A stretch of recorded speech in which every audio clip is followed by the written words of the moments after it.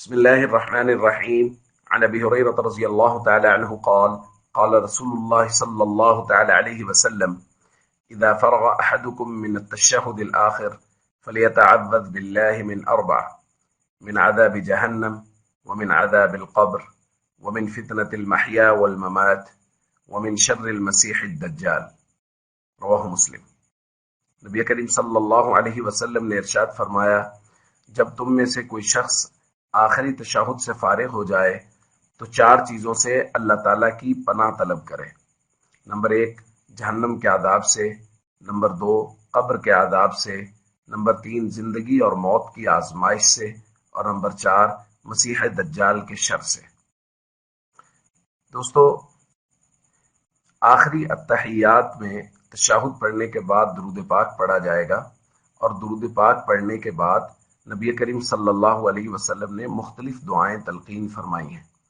ان میں سے ایک دعا کی طرف کہ یہ چار چیزیں ان سے پناہ مانگنی ہے، اس کی باقاعدہ الفاظ بھی نبی کریم صلی اللہ علیہ وسلم نے تلقین فرمائے ہیں۔ فرمایا یوں دعا مانگا کرو: اللہم انی اعوذ بک من عذاب جہنم، واعوذ بک من عذاب القبر، واعوذ بک من فتنة المسیح الدجال، واعوذ بک من فتنة المحیا والممات۔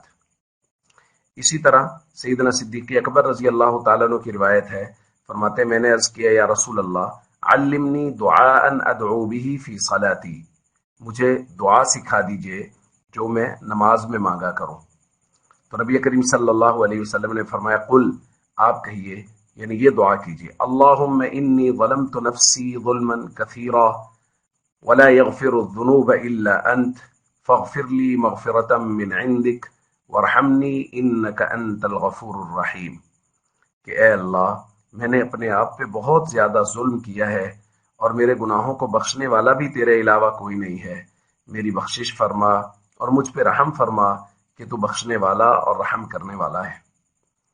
تو دوستو، مختلف دعائیں تلقین کی گئی ہیں جو درود پاک کے بعد پڑھی جا سکتی ہیں، ان میں سے یہ دو دعائیں بھی ہیں خاص طور پہ، تو ان دعاؤں کو بھی اپنے معمول میں شامل کرنا چاہیے۔ السلام علیکم ورحمۃ اللہ وبرکاتہ۔